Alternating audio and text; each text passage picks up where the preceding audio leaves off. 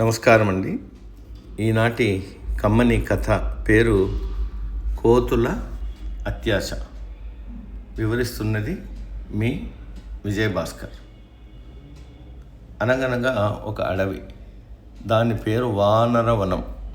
పేరుకు తగ్గట్టుగానే అడవి నిండా కోతులు ఉండేవి. అరుదైనవి కావడంతో వాటికి విదేశాల్లో గిరాకీ ఉండేది. దానితో వేటగాళ్ళు ఎలాగైనా వాటిని పట్టుకోవాలనుకున్నారు. కానీ అవి చాలా చురుకైనవి, వలలకు చిక్కేవి కావు. పైగా గుంపులుగా ఉండేవి. ఒక కోతి పైన ఎవరైనా దాడి చేస్తే మిగతావన్నీ కలిసి కరిచేవి. ఎవరు ఎన్ని ప్రయత్నాలు చేసినా అవి చిక్కేవి కావు. దానితో వేటగాళ్ళు బాగా ఆలోచించి అద్భుతమైన పథకం వేశారు. ఒక లారీ నిండా పెద్ద పెద్ద గుమ్మడికాయలు తెప్పించి వాటికి చిన్న రంధ్రాలు చేశారు. ఆ కన్నం కేవలం కోతి చేయి పట్టేంత మాత్రమే ఉంది. వాటిని అడవిలో చోట పెట్టి వేటగాళ్ళంతా పొదల్చాటను నక్కారు.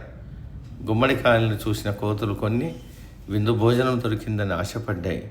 క్షణమైనా ఆలోచించకుండా చెట్లు దిగి గుమ్మడికాయల వద్దకు వచ్చాయి. శ్రమ పడకుండా హాయిగా తినేయొచ్చని అన్ని ఆ రంధ్రాల్లో చేతులు పెట్టాయి. లోపల ఉన్న గుజ్జును పిడికిళ్లలో పట్టుకున్నాయి. సరిగ్గా అదే సమయంలో వేటగాళ్ళు కోతులను చుట్టుముట్టారు. ఎలాగైనా గుమ్మడి గుజ్జు తినాలని అవి పిడికిలి వదలలేదు.